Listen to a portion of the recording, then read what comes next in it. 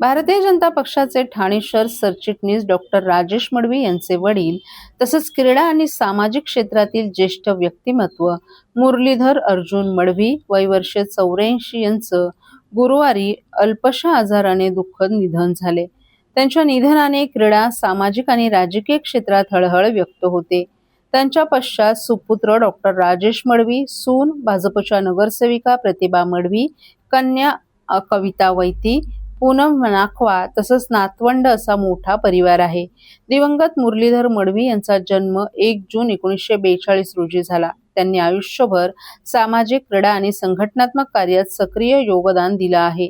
शुक्रवारी 3 जुलै रोजी सकाळी 11 वाजता नौपाडा गोखले रोडवरील अर्जुन टॉवर येथील राहत्या घरातून त्यांची अंत्ययात्रा निघाली.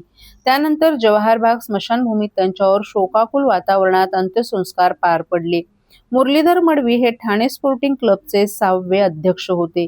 विशेष म्हणजे क्लबच्या 102व्या वर्षाच्या इतिहासात वडिलांनंतर त्यांच्या मुलाला अध्यक्षपद भूषवण्याचा मान मिळाला. त्यांचे सुपुत्र डॉक्टर राजेश मडवी हे क्लबचे 8वे अध्यक्ष आहेत.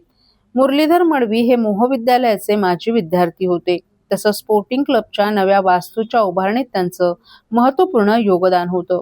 ख्यातनाम भारतीय क्रिकेटपटू दिलीप वेंगसरकर यांनीही या वास्तूचं विशेष कौतुक केलं होतं. याशिवाय अर्जुन बाळा मडवी जिमखान्याचे संस्थापक म्हणूनही त्यांची ओळख होती. क्रीडा क्षेत्राच्या विकासासाठी त्यांनी दिलेलं योगदान कायम स्मरणात राहील अशा भावना विविध स्तरातून व्यक्त करण्यात आल्या आहेत.